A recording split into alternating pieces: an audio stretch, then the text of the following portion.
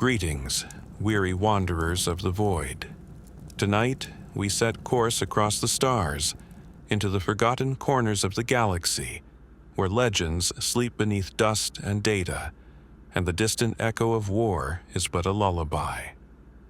Let your burdens fall away, and listen closely as the ancient tales unfold, of heroes and horrors, of sacrifice and silence. Our chronicle begins on a distant world, long lost to time. This is the Siege of Terra. The tea had grown cold in Remembrancer Euphrates Keeler's hands as she stood before the great observation deck of the Imperial Palace, watching something that shouldn't exist. Above Terra's ancient skies, where only loyal ships had hung for decades, a new constellation was forming. Dark points of light that grew larger by the hour, their shadows falling across humanity's birth world like the wings of carrion birds. Keeler set down her cup with trembling fingers, the ceramic clicking against the marble balustrade. She had documented the Great Crusade's greatest triumphs, had stood in the presence of Primarchs and witnessed the birth of an empire that spanned the galaxy. But this was different. This was the moment when sons came home to murder their father. The fleet approaching Terra was magnificent in its horror. The vengeful spirit, Horus's flagship, led the armada like a dark cathedral sailing through the void. Around it, the ships of 8 Space Marine legions moved in perfect formation, their hulls scarred by years of war, but their purpose unwavering. These were not mere vessels of war, but monuments to betrayal, each one carrying the broken dreams of a golden age. In the palace archives, Keeler had read the reports. Istvan III, where loyalist space marines were murdered by their own brothers. Istvan V, where 3 entire legions were slaughtered in a trap that painted the world red.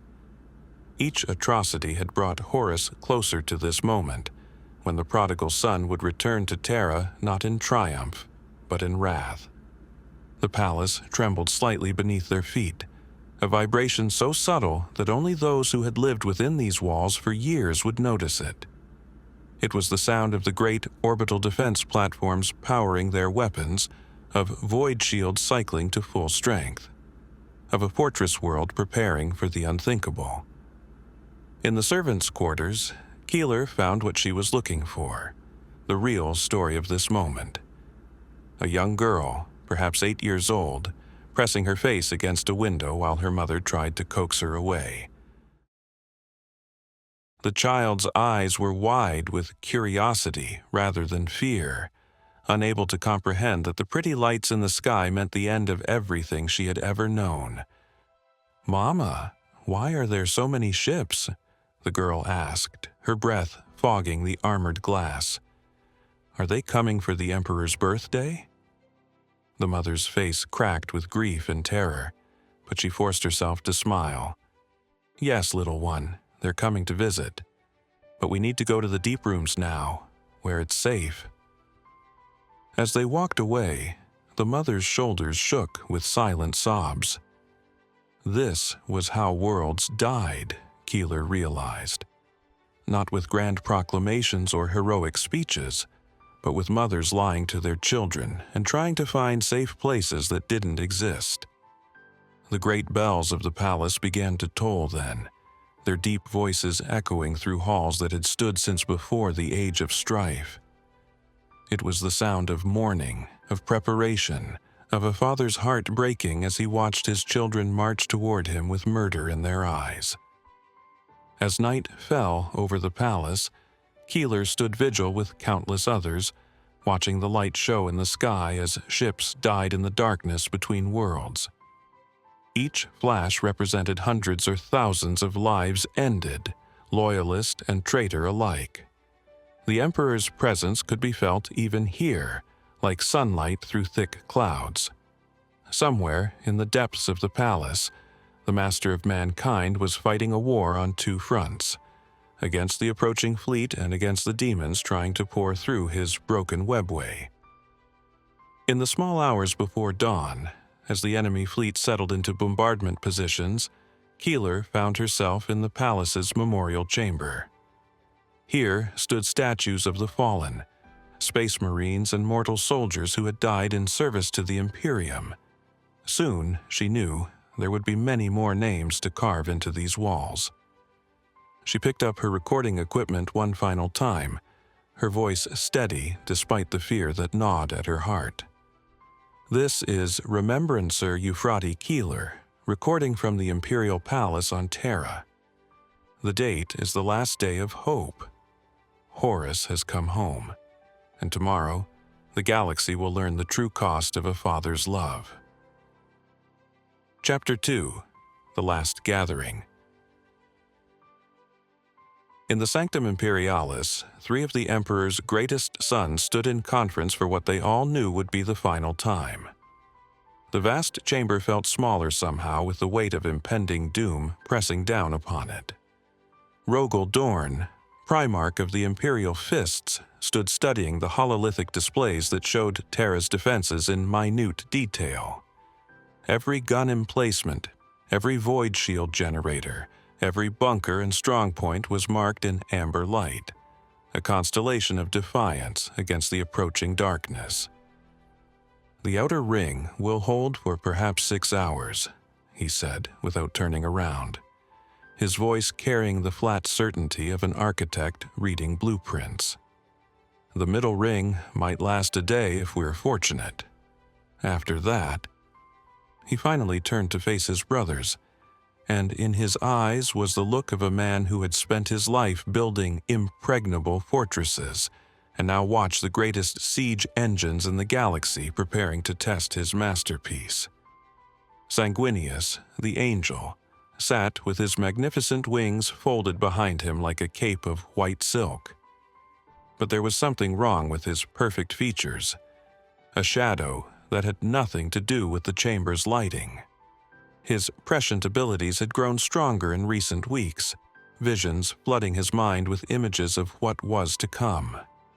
He had seen his own death so many times now that it felt like a memory rather than a prophecy. "You speak as though this is merely another siege, brother," Sanguinius said, his voice melodious despite the sorrow that threaded through it. "As though walls and guns will matter when gods walk among mortals. I have seen what Horus has become. He is no longer our brother." Jagatai Khan, the Warhawk, paced between the great columns, unable to stand still for more than a moment. Of all the loyal Primarchs, he alone had come close to joining Horus in rebellion, not out of corruption but out of frustration with the Imperium's increasingly rigid bureaucracy. "The Chogorians have a saying," the Khan said, his accented voice cutting through the chamber's oppressive atmosphere. "When the storm comes, you can either bend with the wind or break against it. But what do you do when the storm is your own brother?" The great doors opened with a sound like thunder, and all 3 Primarchs turned to see their father entering the room. The Emperor moved differently now than he had during the glory days of the Great Crusade, where once he had walked with the confident stride of a conqueror, now his steps carried the weight of 1,000 necessary sacrifices. "My sons," he said finally, and his voice carried harmonics that resonated in dimensions beyond the physical. "You know why I have called you here." "To say goodbye," Sanguinius answered, and the simple honesty of it struck each of them like a physical blow. The angel rose from his chair and moved to stand before his father. "I have seen my death, father. I have seen Horus's blade pierce my heart, have felt my blood flowing onto the floor of his flagship. I know what my purpose is in the hours to come." The Emperor's perfect features contorted with an emotion too vast for mortal minds to comprehend fully. "I would spare you that fate if I could," the Emperor said, reaching out to touch Sanguinius's face with one gauntleted hand. "But the future demands sacrifice, and I have already asked too much of those I love." "Father, the defenses are as ready as they can be," Dorn said. The palace will not fall easily, but it will fall. The numbers are against us." "I know," the Emperor replied. "The palace was never meant to hold forever, Rogal. It was meant to hold long enough." "Long enough for what, Father?" the Khan asked. The Emperor weighed truths against necessities, love against duty. Long enough for the galaxy to learn that some things are worth dying for. Long enough for a story to be born that will sustain humanity through the long night that follows. Sanguinius knelt before his father then, his wings folding around him like a shroud. "I am ready, Father. Whatever path leads to humanity's survival, I will walk it." Dorn and the Khan followed suit, their massive forms bowing before the Emperor not in submission, but in understanding. The Emperor placed his hands upon each of their heads in turn, and for a moment the chamber was filled with golden light that seemed to burn away shadow and doubt.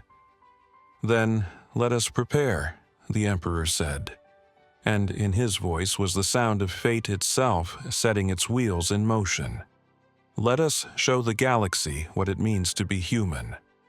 As his sons departed to take up their final positions, the Emperor remained alone in the chamber, surrounded by the ghosts of conquered worlds and fallen heroes. Soon, very soon, he would have to make choices that would haunt him for eternity. The last gathering was over. The siege was about to begin. Chapter 3. The Iron Cage.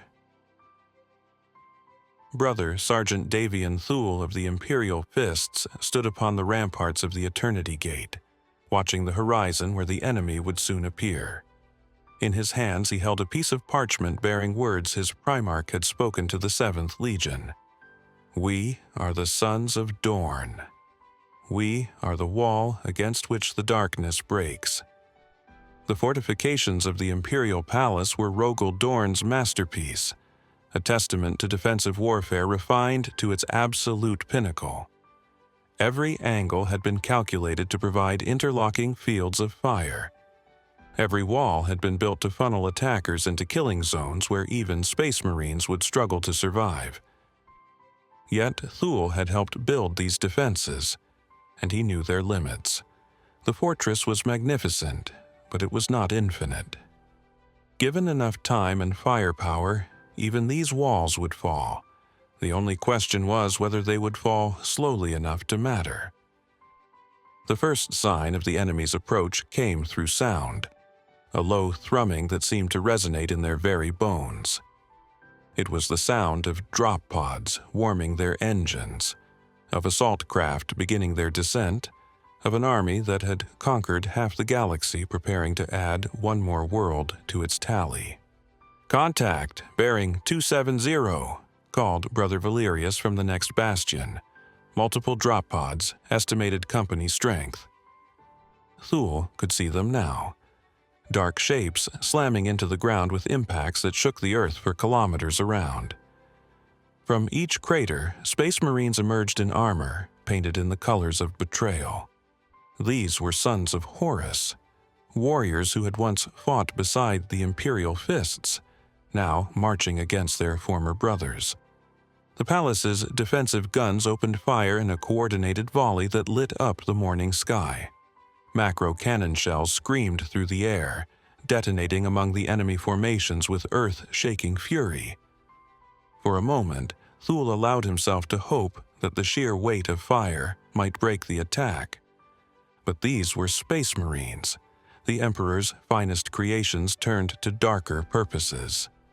They advanced through the bombardment with superhuman endurance, their armor absorbing hits that would have vaporized mortal soldiers. They moved with the tactical precision that had conquered the galaxy. The bombardment intensified as the morning wore on, each salvo shaking the palace to its foundations. Thule felt the rampart beneath his feet vibrate with each impact, watched as chunks of masonry rained down from damaged sections of wall. The void shields flickered and sparked under the sustained assault. "All units, this is command," came Dorn's voice over the command channel, steady as bedrock despite the chaos. The outer ring is compromised. All forces fall back to prepared positions. Thule knew what that meant. They were abandoning the outer defenses, falling back to the next line of walls. It was part of Dorn's plan, a fighting withdrawal designed to bleed the enemy with each step they took toward the palace's heart. As he led his squad through the connecting tunnels, Thule caught glimpses of the defenders who were not Space Marines. Imperial Army troopers manning gun positions with grim determination. Tech adepts maintaining the shield generators despite the heat and pressure. Civilians who had volunteered to carry ammunition or tend to the wounded. In one of the deeper corridors, he found a young boy, perhaps 10 years old, crouched beside a wounded Imperial fist. The child was trying to give the warrior water from a small cup, his hands shaking with fear and determination. "Thank you, little one," the dying warrior whispered. "The Emperor protects." "The Emperor protects," the boy replied, and in his young voice was all the faith and courage that had built the Imperium. Thule knelt beside the boy, removing his helmet so the child could see his face. "What's your name, son?" "Marcus," the boy replied, wiping tears from his eyes. "My mama said I should help the Emperor's angels." "She's right," Thule said gently, "and you're being very brave. Can you help the other wounded? They need water and kind words just like you gave to our brother here." The boy nodded solemnly, picking up his cup and moving to the next wounded defender. This was what they were fighting for. Not just the palace or the Emperor, but the simple courage of a child trying to ease suffering in the midst of chaos. The walls that Dorn had built were falling, but they were falling slowly, step by bloody step, and in their shadow, the real battle for Terra's soul was just beginning. Chapter 4. When Angels Wept. Brother Raldoran stood in the Blood Angel's sacred reclusiam when the first vision struck him like a physical blow. The chamber seemed to shimmer and fade, replaced by the deck of a starship slick with blood that gleamed gold in harsh light. At the center lay a figure he knew better than his own reflection. Sanguinius, the angel, broken and still upon cold metal. The vision lasted only moments, but when it ended, Raldoran found himself on his knees while his brothers gathered around him in concern. This was not unusual anymore. Since the fleet had appeared in Terra's skies, every Blood Angel had been experiencing similar visions, fragments of a future that pressed against their minds like shards of broken glass. "Brother Captain," said Chaplain Erebus, placing a gentle hand on Raldoran's shoulder. "The same vision." "The same," Raldoran confirmed, rising slowly. He looked around at his brothers, seeing his own pain reflected in their noble features. Each bore the genetic legacy of their Primarch, but now that perfection was marred by knowledge they wished they could forget. The Blood Angels had always been blessed and cursed with their Primarch's prescient abilities. But this gift had become a torment as the siege approached, for every vision showed the same ending. Their angel falling beneath Horus's blade, his perfect features twisted in death. Captain Azkaelan entered the reclusiam, his artificer armor bearing fresh scars from the morning's fighting. As commander of the Sanguinary Guard, he was closer to their Primarch than any other. The expression on his face told Raldoran everything he needed to know. "He knows," Azkaelan said simply. "Our Lord knows what we've been seeing. He's known all along." The thought sent a chill through the assembled Blood Angels. Their Primarch was suffering these visions too, but magnified 100-fold by his psychic gifts. He was seeing his own death in perfect clarity, watching it play out again and again, and yet he continued to prepare for the battle that would destroy him. In the palace's heights, Sanguinius himself stood before a great window looking out over Terra's war-torn landscape. His magnificent wings were spread slightly, catching the light filtering through the smoke that now perpetually shrouded the sky. To mortal eyes, he appeared as beautiful as ever, but those who knew him well could see the weight he carried. As Caellan approached his Primarch with careful reverence, "My lord, the eastern approaches are secure. The sons of Horus have pulled back to regroup." "For now," Sanguinius replied, his voice carrying sadness beyond mortal comprehension. "But they will come again, and each time they will be stronger. Horus knows time is against him." The angel turned from the window, and as Caellan saw tears glistening on his perfect cheeks, they were not tears of fear, but of grief for what was to come, for the necessity of it all. "Tell me about the men," Sanguinius said. "How are they bearing up under the visions?" "They want to change it, my lord. They speak of fighting harder, of standing closer to you when the moment comes. Some have asked to be assigned to boarding parties." "They cannot change what must be," Sanguinius said, and there was something almost like relief in his voice at having the words spoken plainly. "The future is not fixed, but some events are so central to causality that to alter them would unravel everything.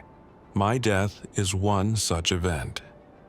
In the company chambers below, the Blood Angels prepared for battle with ritualistic precision, but now their preparations carried additional weight, the knowledge that they were not just arming themselves for war, but for mourning. Each weapon was blessed not just for victory, but for vengeance. Brother Sergeant Donato stood before his assault squad, watching as they checked their jump packs and chainswords. "Listen to me," he said. "I know what you've been seeing, but remember this. We are not just witnesses to our Primarch's fate. We are his sons, his legacy. When the moment comes, we will not cower or despair. We will roar our grief to the heavens and make the traitors pay for every drop of his sacred blood." High above the palace, Sanguinius felt the emotional turmoil of his sons like a constant ache in his heart. Their pain was his pain, magnified by the psychic bond that connected every blood angel to their Primarch. He could sense their desperate desire to change fate, their willingness to sacrifice themselves if it would spare him. As night fell over the besieged palace, Sanguinius made his way to his private chambers, where he began to write a final letter to his sons, words that would guide them through the darkness to come. "My beloved sons," the letter began, "by the time you read these words, I will have taken my place in the Emperor's sight, having paid the price that fate demanded.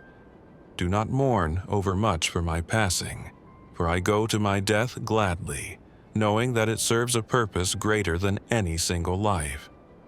The rage will come, as I have seen in my visions.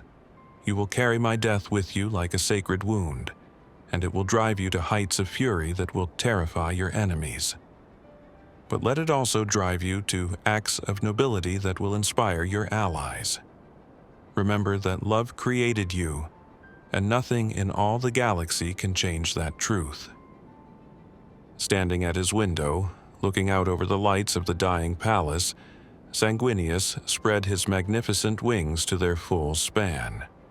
For a moment, backlit by the fires of war, he appeared as what he truly was, an angel preparing for his final flight. Tomorrow, their angel would begin his journey toward death. Tonight, they would hold vigil and remember what it meant to serve something greater than themselves. Chapter 5. The Thunder of Betrayal. Mercedes Olaton pressed her back against the marble wall as the first bombardment began in earnest. The entire structure groaned around her as shells the size of buildings struck the outer void shields with the force of dying stars. She had been a remembrancer for 7 years, had documented the Great Crusade's greatest triumphs and most terrible defeats. But nothing had prepared her for this. The sound of a father's domain being torn apart by his own children, the thunder of betrayal made manifest in fire and fury. The bombardment had begun at dawn, as Horus's fleet took up positions in Terra's upper atmosphere. It started with ranging shots, then came the full fury of 8 traitor legions, their ships raining death upon humanity's birthworld with methodical precision. Through the great windows, Mercedy could see the void shields flickering like aurora as they absorbed impact after impact. Each strike sent ripples of energy cascading across the protective barrier, creating patterns of light that would have been beautiful if they hadn't represented systematic destruction. "Still recording, Remembrancer?" asked Captain Loken of the Luna Wolves, approaching across the hall. His scarred face bore the weight of someone who had looked into the abyss of his own legion's betrayal, and somehow found the strength to climb back out. "I understand the confusion," Loken said, understanding her momentary hesitation. "Sometimes I look in the mirror and expect to see sea green armor myself. The mind plays tricks when brothers become enemies." Another massive impact shook the palace, and dust rained down from the vaulted ceiling.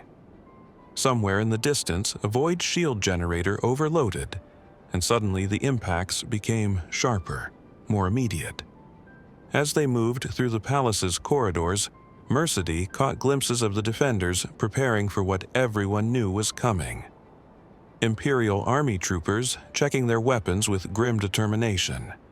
Tech adepts working frantically to repair damaged systems. Civilians who had volunteered to carry supplies, their faces pale but resolute. The bombardment reached a crescendo as Horus's fleet brought its full weight to bear on the palace's defenses. The sound was indescribable. Not just noise, but force made audible. The collective rage of 8 Space Marine legions given voice through muzzle flashes and rocket exhausts. A massive impact somewhere overhead sent a shower of debris cascading down into the corridor where Mercedy and Loken were sheltering.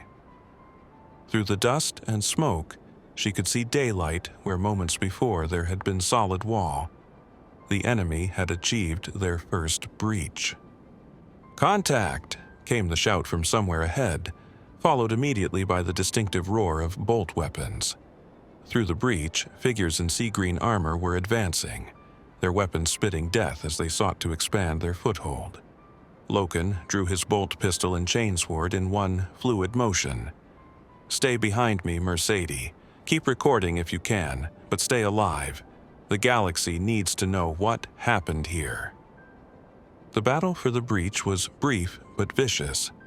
Imperial fists and loyal Luna Wolves fought side by side against their corrupted brothers, bolt shells screaming through the air in deadly crossfire. Mercedy watched in horrified fascination as warriors who had once shared meals and laughter now tried to kill each other with methodical precision. The loyalists held the breach, but barely, and at terrible cost. Half the defenders lay dead or wounded, their blood mixing on the marble floor in patterns that spoke of sacrifice and determination. As night fell over the besieged palace, Mercedy found herself in one of the emergency aid stations, helping to tend the wounded while medics worked frantically to save what lives they could. One of the wounded was a young Imperial Army trooper who had lost his left arm to a bolt shell. "Will you tell my mother?" he asked Mercedy, his voice barely above a whisper. "Will you tell her I tried to do my duty?" Mercedy took his remaining hand in hers, feeling the tremor of shock and pain. "I'll tell her," she promised. "I'll tell her you were brave." Outside the aid station, the bombardment continued with unrelenting fury. Each impact was a reminder that this was only the beginning, that the real horror was yet to come. But for now, in the small pocket of humanity represented by the aid station, Mercedy witnessed something the traitors could never understand. The quiet courage of ordinary people doing extraordinary things because they believed it was right. The thunder of betrayal continued to echo through the palace's halls, but it was answered by a different sound. The steady heartbeat of loyalty that refused to break, no matter what weight was placed upon it. Chapter 6. Brothers in the Storm. Captain Tarek Torgaden of the Luna Wolves had been dead for 3 years. His body left broken on Istvan III, where loyal sons were betrayed by those they called brother. But the warrior advancing through the breach wore his face, spoke with his voice, and carried weapons that had once been wielded in service to the Emperor. Sergeant Loken recognized his old friend immediately, despite the changes that death and dark resurrection had wrought. The face was right, the mannerisms were right, but the eyes were wrong. Where once had been warmth and humor, now there was only cold hunger. Garviel, the thing that wore Tarek's face, called out, its voice carrying across the rubble-strewn courtyard with horrible familiarity. Still playing the loyal dog, I see. Loken advanced slowly through the debris, his bolt pistol trained on his former brother's center mass. Around them, other loyalists and traitors had ceased firing, drawn by the terrible fascination of this reunion. "You're not Tarek," Loken said, his voice steady despite the emotions warring in his chest. "Tarek died on Istvan. You're just wearing his skin." The corrupted thing laughed, and the sound was exactly like Tarek's laughter, but somehow wrong. "Oh, but I am him, Garviel. I remember everything, our first mission together, the jokes we shared, the times you covered for me. I remember how you believed in the Imperial truth." "How?" Loken asked, the word torn from his throat like a physical wound. "How could you let them do this to you?" "Let them?" Tarek's corrupted features split in a grin that revealed teeth filed to points. "I welcomed them, brother. When I lay dying in the virus-bombed wastes of Istvan, they offered me a choice. I could die loyal and forgotten, or I could live and have my revenge." The revelation hit Loken like a physical blow. This wasn't just resurrection. This was willing corruption, chosen transformation. His friend had looked into the abyss and embraced it. Around them, the battle had resumed as other loyalists and traitors remembered their purpose. But in the small space between Loken and the thing that had been Tarek, time seemed suspended. "We stood together on 6319, Loken said, desperation creeping into his voice. "We held the line against the Orc horde when the Imperial army broke. You saved my life that day." "I remember," Tarek replied, his voice softening for just a moment before hardening again. "I remember thinking that we were building something beautiful. But it was all lies, wasn't it? The Emperor never cared about us except as tools." Their battle was joined in earnest then, former friends settling accounts that had been accumulating since Istvan. Loken managed to land a solid blow with his power fist, but Tarek's corrupted form was stronger now, enhanced by powers no loyal space marine could access. Their final exchange came suddenly, both warriors committing everything to a single moment.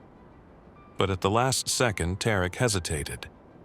Not from fear, but from a flicker of old affection. It was the smallest of hesitations, but it was enough. Loken's fist took Tarek full in the chest. Tarek fell to his knees, his weapons clattering to the stone floor. For a moment, his features seemed to soften, becoming more like the friend Loken remembered. "Garviel," he whispered, and in his voice was confusion and recognition. "What have I done?" Loken knelt beside his dying friend, reaching out to support Tarek's failing form. "You remembered," he said simply. "In the end, you remembered who you used to be." "I'm sorry," Tarek breathed, the words barely audible. "I'm so very sorry." "I know," Loken replied, his voice thick with emotion. "I forgive you, brother. Rest now." As Tarek's corrupted form crumbled to dust, Loken remained kneeling in the narrow corridor, mourning not just for his friend, but for all the bonds of brotherhood that had been shattered by this war. Sometimes, in the darkest moments, love could still triumph over corruption, and the bonds that truly mattered could survive even death itself. Chapter 7. The Golden Light Dims. In the deepest vaults beneath the Imperial Palace, where the Emperor had labored for decades on his greatest work, the webway gate pulsed with sickly light as reality itself began to fray.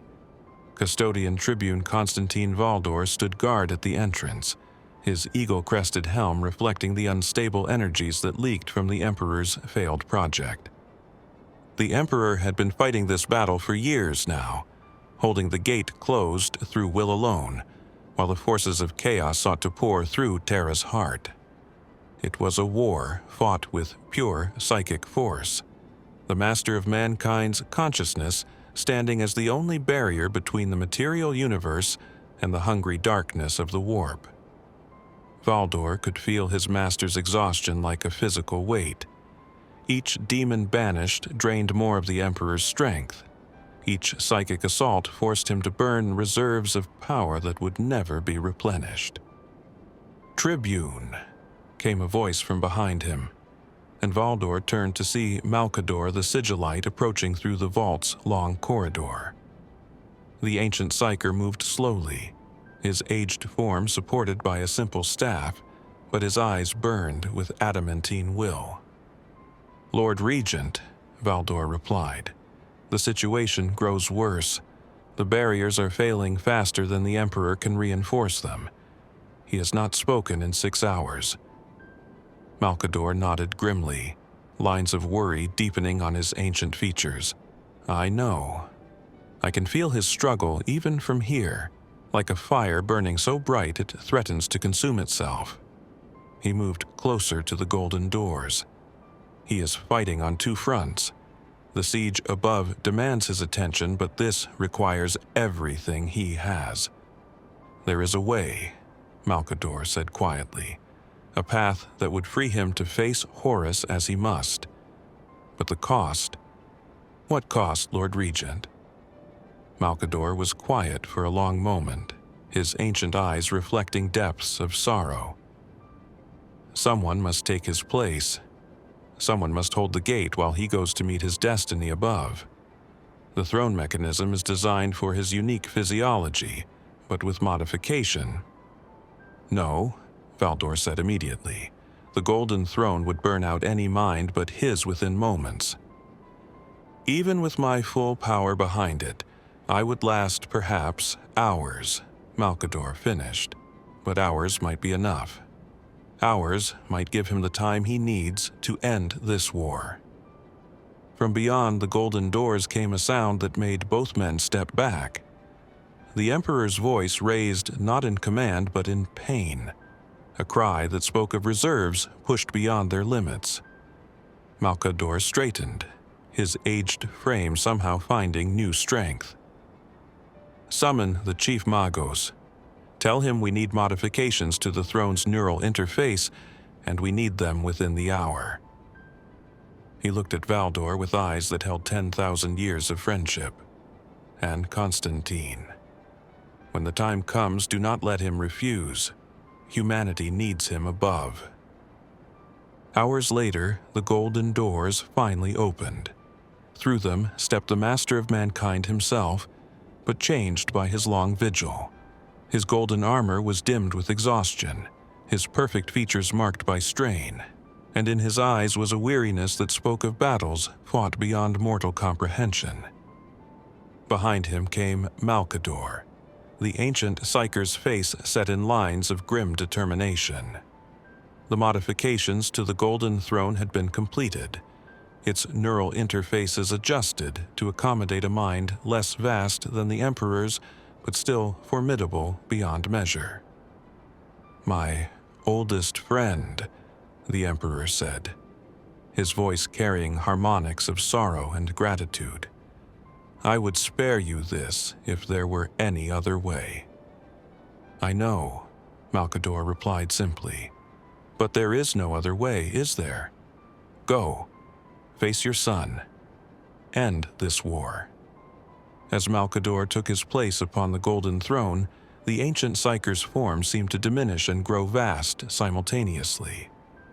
The machine's neural connectors pierced his skull with surgical precision, and suddenly his consciousness was expanded beyond any mortal's ability to comprehend. The Emperor paused at the chamber's entrance, looking back at his oldest friend one final time. Malcador was already changing, his physical form beginning to wither as the throne's demands consumed his life force. "The Emperor protects," Malcador whispered, his voice already growing faint. "The Emperor protects," came the reply, and then the master of mankind was gone, ascending toward his final confrontation. The golden light dimmed, but it did not die. Not yet. There was still time, still hope, still one final chance for love to triumph over corruption. But the cost of that chance was being paid in the depths below, where an ancient friend burned himself to ash so that humanity might survive to see another dawn. Chapter 8. The Spear at the Heart. The teleportation chamber hummed with barely contained energy as the Emperor's strike force prepared for what they all knew would be a one-way journey. Sanguinius stood at the chamber's center, his magnificent wings folded tight against his back, his perfect features composed in serene acceptance. The visions had not left him. If anything, they had grown clearer as the moment approached. The Emperor himself stood apart from the others, his golden armor seeming to absorb and reflect the chamber's light in patterns that hurt mortal eyes to perceive. His massive form radiated power, but those who knew him best could see the cost of his long vigil in the depths below. "The vengeful spirit's shields are down," reported Captain Lysander. "Horus has lowered them himself. He wants us to come." "Of course he does," Sanguinius said softly. "He knows what must happen as clearly as I do. This has all been building toward a single moment, a single choice that will determine the galaxy's fate." Rogal, Dorn, stepped forward with the measured tread of a man walking to his own execution. "My lord, the palace's defenses are holding, but they will not hold forever. If we do not return, the palace will fall," the Emperor finished. "Terra will burn, and humanity will face 10,000 years of darkness instead of one. That is why we cannot fail." As the teleportation machinery reached full power, the Emperor said, "We go not for conquest, but for conclusion. This war has gone on too long, cost too much. It ends today one way or another." The teleportation effect reached its peak, and reality folded in on itself. For a moment that lasted eternity, the strike force existed in the space between spaces. Then, with a thunderclap that shook both origin and destination, they materialized aboard the vengeful spirit. The first thing that struck them was the smell. Not just blood and weapons discharge, but something deeper and more wrong. The ship itself had been corrupted, its very structure twisted by exposure to the warp. The walls pulsed with unnatural life, and the corridors seemed to shift when observed from the corner of one's eye. They had materialized in what had once been a grand assembly hall, its walls decorated with murals depicting the Luna Wolves' greatest victories. But those murals had been defaced with blasphemous symbols, and the hall was filled with evidence of recent slaughter. From the chamber's shadows stepped a figure in crimson armor, his perfect features twisted into malevolent joy. It was Fulgrim, Primarch of the Emperor's children, but changed beyond all recognition. His armor writhed with serpentine patterns, and 4 arms sprouted from his torso. each ending in weapons that dripped with substances that ate away at the deck plates. "Brother," Fulgrim said to Sanguinius, his voice carrying notes beyond human hearing. "How beautiful you still are. The gods have such plans for you." Sanguinius spread his wings to their full span, white feathers catching the emergency lighting. "You are no longer my brother," he said with absolute certainty and infinite sadness. "You are a thing that wears his face." The angel's blade sang through the air, wreathed in golden fire as it sought the creature's throat. But Fulgrim was no longer bound by physical limitations, his form flowing like liquid as he avoided the strike. Their battle was joined in earnest, a duel between angels that shook the ship's foundations. Around them, the rest of the strike force pressed deeper into the corrupted corridors. The Emperor moved like a figure from legend, his presence alone enough to banish the lesser demons that tried to bar their path.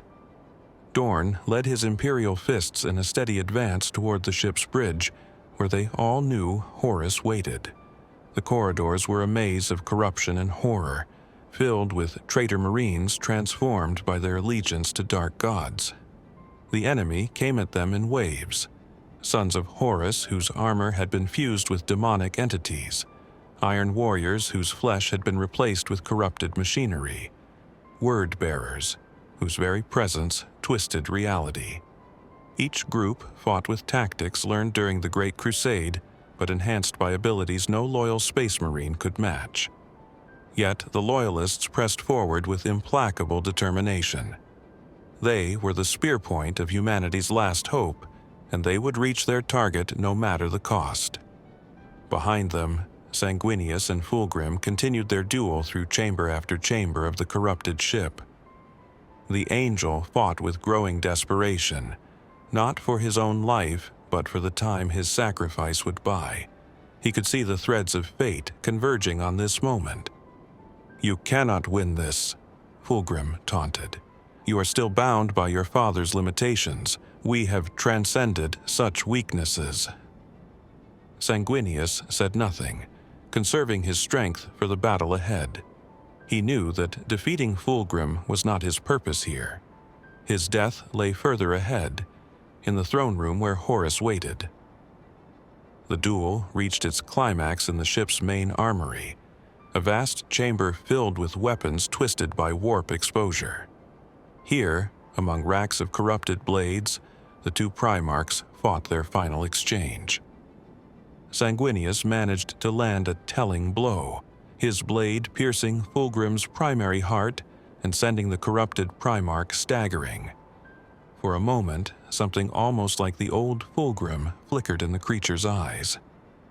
"Kill me," Fulgrim whispered, his perfect features momentarily free of corruption's taint. "Please, brother, end this torment." But before Sanguinius could deliver the mercy stroke, the moment passed. Fulgrim's eyes cleared, the corruption reasserted itself, and the creature smiled with renewed malevolence. Sanguinius spread his wings and took to the air, seeking to escape and rejoin his father's advance. As he flew through the ship's twisted corridors, the angel could feel his destiny approaching like a tide of dark water. The spear had struck at the heart of darkness, but the heart was ready for them. In the depths of the vengeful spirit, the War Master Horus prepared to face his father one final time. But first, there would be blood. First, there would be sacrifice. First, an angel would have to die so that humanity might live. Chapter 9. The Breaking Point. The throne room of the vengeful spirit had been transformed into a cathedral of corruption, its walls adorned with trophies from 100 conquered worlds and bathed in the sickly light of warp energy. At its center, upon a throne built from the bones of heroes, sat Horus Lupercal, the War Master, the favored son who had chosen damnation over duty. He was no longer the figure who had once stood at the Emperor's right hand. the being that waited was something vast and terrible. His form swollen with demonic power, his once noble features twisted into a mask of malevolent majesty. 4 eyes of molten brass burned in his skull, and his skin was the color of old blood. Sanguinius had arrived first, as the visions had always shown. The angel lay broken at the base of the throne, his magnificent wings shattered, his perfect blood pooling on deck plates that would never again be clean. His face, even in death, bore an expression of serene acceptance. The Emperor stood in the chamber's entrance, his golden armor dimmed by exhaustion and grief, his perfect features frozen in absolute anguish. In Sanguinius he had lost not just a son, but the very embodiment of hope itself. "Father," Horus said, his voice a symphony of discord. "You've come at last. I was beginning to think you would hide in your palace until the very end." The Emperor stepped into the chamber, his movements careful and measured despite the rage burning in his golden eyes. "Horus," he said, and in that single word was 10,000 years of love and loss. "My son, what have you done?" Horus laughed, the sound echoing strangely in the corrupted space. "I have done what you lacked the courage to do, Father. I have embraced truth." He gestured toward Sanguinius's broken form. "Your perfect angel thought he could change fate through sacrifice. See how that served him?" The Emperor knelt beside his fallen son, his gauntleted hand reaching out to close Sanguinius's sightless eyes. For a moment, the grief threatened to overwhelm him. "He died believing in something greater than himself," the Emperor said, rising slowly to face his corrupted son. "He died knowing that his sacrifice would matter." "And what has his sacrifice bought?" Horus demanded, rising from the bone throne. "A few more hours of futile resistance? The palace is falling, Father." The Emperor drew his sword, the blade igniting with flames that burned with pure will made manifest. "His sacrifice bought me the chance to face you, my son. One last opportunity to turn you from this path." "Turn me?"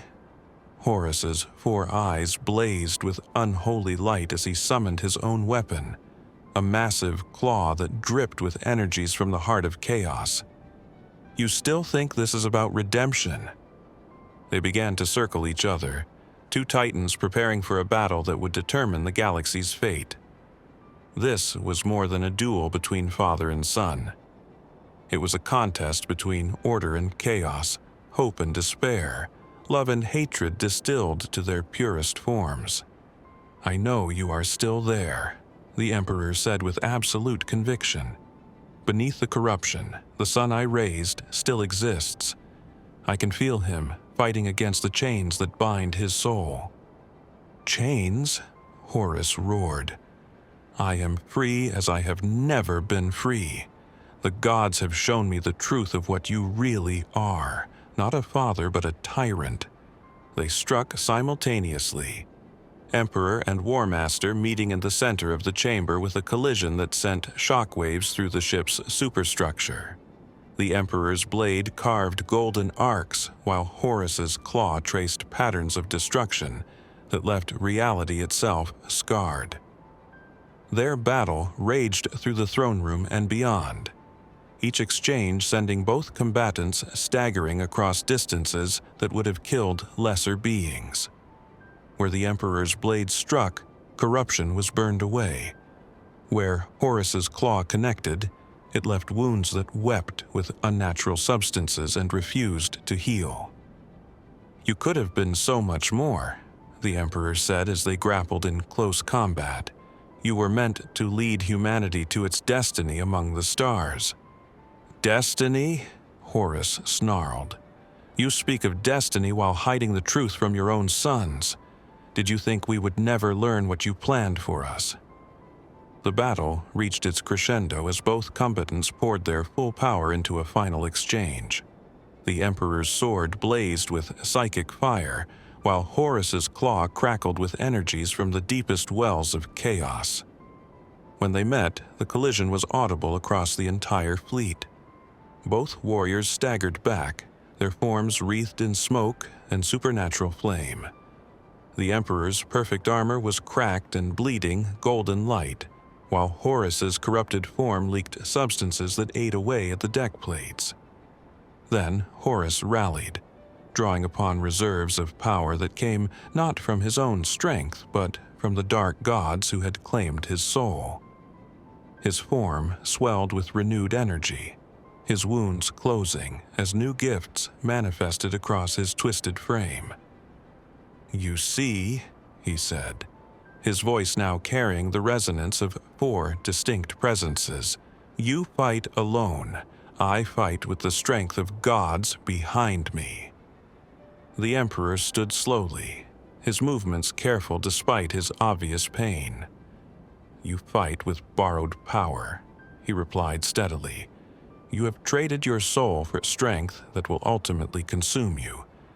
But I fight with something more powerful than any gift the Chaos Gods can offer." "And what is that?" Horus demanded. "Love," the Emperor said simply. "Love for you, for all my sons, for the species I have watched grow from primitive tribes to masters of the galaxy. That love does not diminish with betrayal. It is the one force in this universe that chaos cannot corrupt." For just a moment, something flickered in Horus's multiple eyes, confusion, pain, and perhaps a trace of the son the Emperor had once known. "Father?" he whispered, his voice suddenly small and uncertain. "I am here, my son," the Emperor replied, hope flaring in his ancient heart. "Come back to me, Horus. It is not too late." But the moment passed like a candle flame guttered by wind. The darkness reasserted itself, and the gods that claimed his soul whispered their poison into his mind once more. "Too late," Horus snarled. "Far too late for pretty words and false hopes. Let me show you how strong I have become." The final exchange came suddenly, both combatants moving with desperate speed toward a conclusion that could no longer be delayed. Horus's claw reached for his father's throat, while the Emperor's blade drove toward his son's corrupted heart.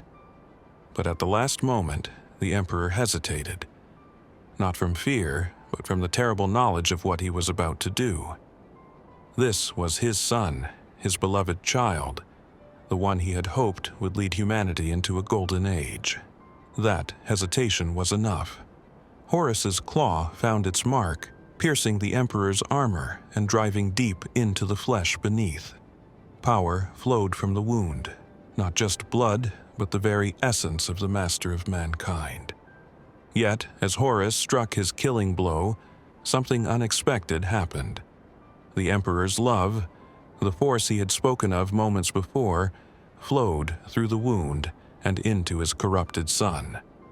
For just an instant, Horus felt what he had lost: the warmth of absolute acceptance, the security of unconditional love. "Father," Horus cried out, and in his voice was anguish beyond measure. "What have I done? What have I become?" The Emperor, dying now but still conscious, reached out with his remaining strength to touch his son's face. "You are my son," he whispered, his voice growing faint. "You are loved and you are forgiven." For a moment that lasted eternity, Horus was himself again. Not the war master, not the champion of chaos, but simply a son holding his dying father.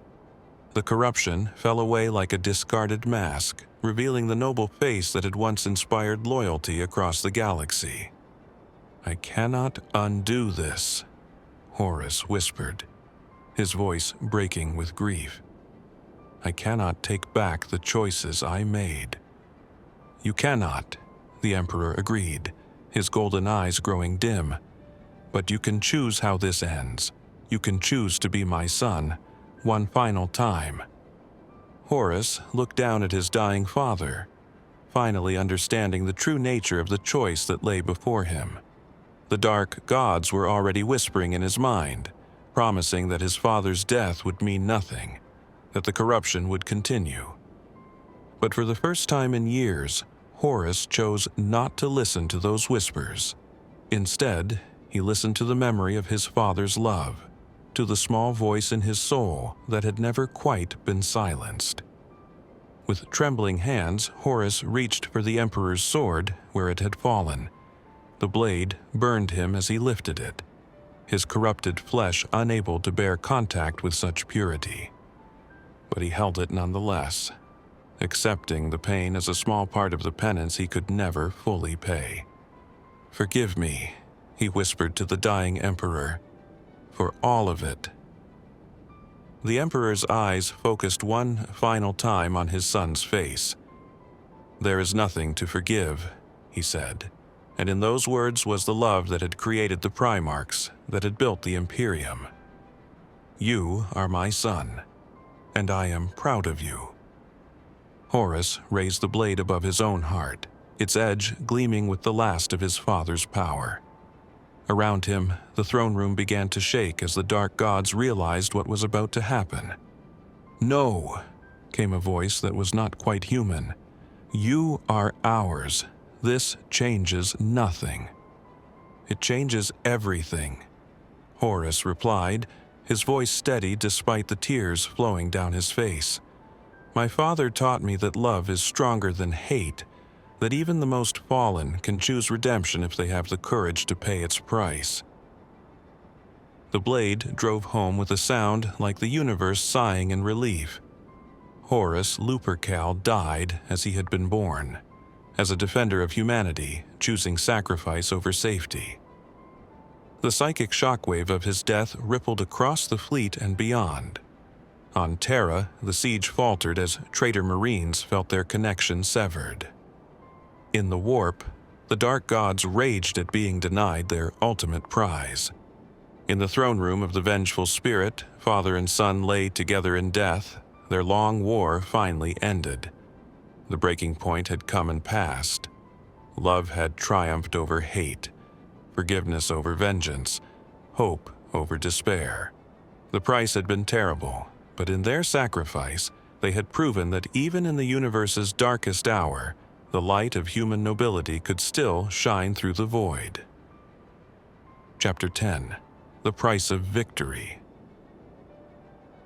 The silence that fell over Terra in the hours following Horus's death was unlike anything the ancient world had ever known. It was not the peace of victory, but the hollow quiet that follows a great storm, when survivors emerge from shelter to survey the devastation and count their losses. Captain Garvio Loken stood among the ruins of the palace's eastern wall, his armor cracked and stained with blood of friends and enemies alike. Around him, the surviving defenders began the grim work of tending to their wounded and gathering their dead. "It's over," said Brother Sergeant Thane, his voice carrying a mixture of relief and bewilderment. "They're withdrawing. All across the front, the traitors are pulling back to their ships." Loken nodded slowly, unable to quite believe what he was seeing. Throughout the palace's approaches, traitor marines were indeed withdrawing, their movements lacking the coordination that had marked their assault. Some fought desperate rearguard actions, while others simply laid down their weapons and surrendered. A few seemed lost and confused, as though waking from a long nightmare. "The War Master is dead," Loken said, the words feeling strange in his mouth. "Horus is gone, and with him the will that bound this rebellion together." In the palace's medical bays, now overwhelmed with casualties from both sides, the distinction between loyalist and traitor had begun to blur. Many of the corrupted Marines seemed to be recovering some measure of their former selves, as the demonic influences that had sustained them fled. High in the palace's command center, the surviving leaders gathered around tactical displays showing Terra's orbital space. The massive fleet that had hung over their world like a sword was beginning to fragment.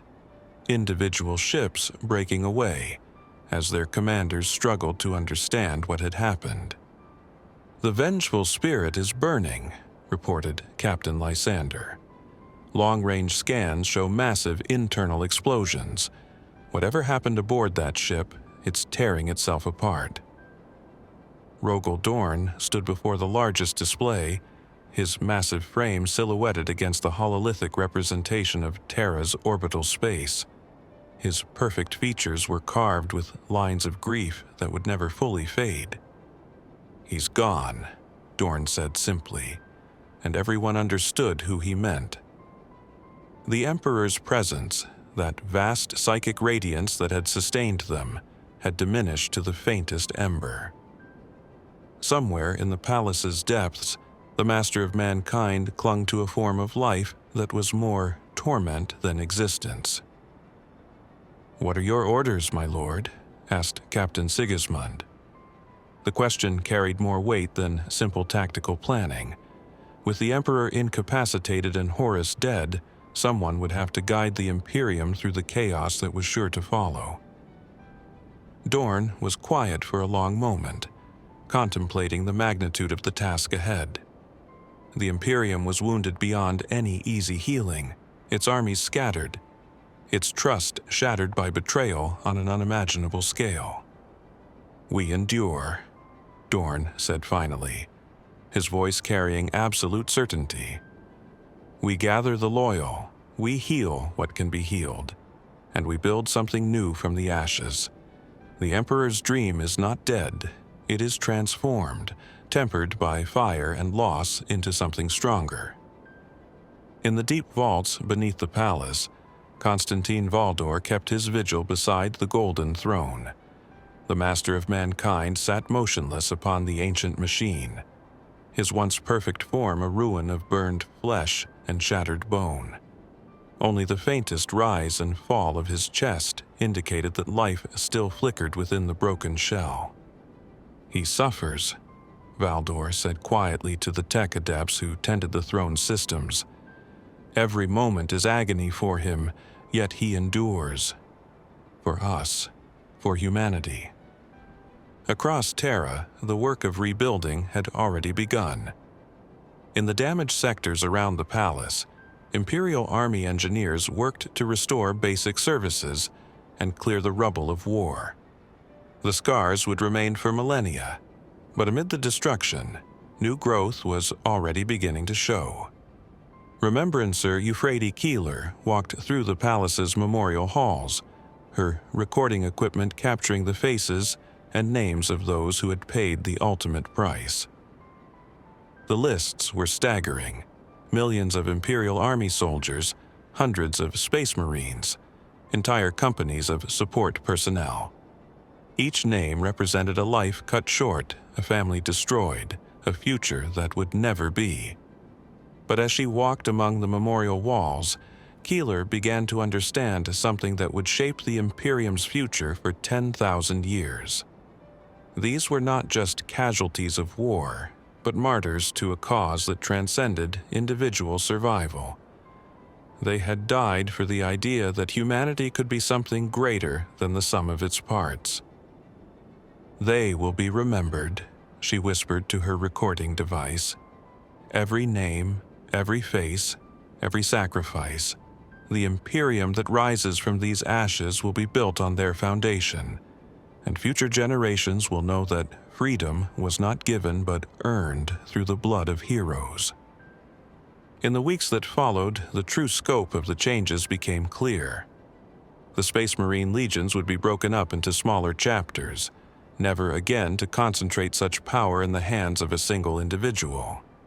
The Imperial government would be restructured around the concept of eternal vigilance, with new institutions designed to detect and counter the threat of chaos corruption. Perhaps most importantly, the Siege of Terra gave birth to something the Imperium had previously lacked: a truly unifying mythology.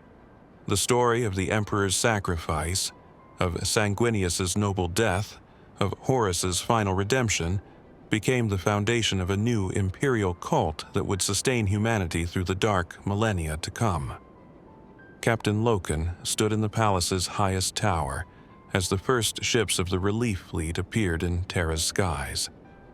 They bore the colors of Space Marine chapters that had remained loyal throughout the heresy. "It's beginning," he said to himself, watching as the ships took up positions around humanity's birth world, the New Age, the Long War. He was right, though he could not have imagined just how long that war would prove to be. For 10,000 years, the Imperium would struggle against the darkness that Horus's rebellion had unleashed, fighting not just external enemies but the corruption that lurked in every human heart. Yet, as Loken watched the relief ships, he felt something he had not experienced since Eastvan: hope. Not the naive optimism of the Crusade era, but the harder hope of those who have looked into the abyss and chosen to build walls against it. Humanity had survived its greatest trial, had proven that love could indeed triumph over hatred when people were willing to pay love's price. The Golden Age was over, but something new was beginning. Darker, perhaps, but also more resilient, tempered by loss into something that could endure whatever trials the future might bring. Terra stood scarred, but unbroken, a testament to the power of sacrifice and the enduring strength of the human spirit. In the end, that was the true victory of the Siege of Terra. Not the defeat of Horus or the preservation of the palace, but the proof that humanity could face its darkest hour and emerge not unscathed, but unbroken. The price had been terrible, but it had purchased something precious: the knowledge that no matter how dark the galaxy became, there would always be those willing to stand in the light and fight for something greater than themselves.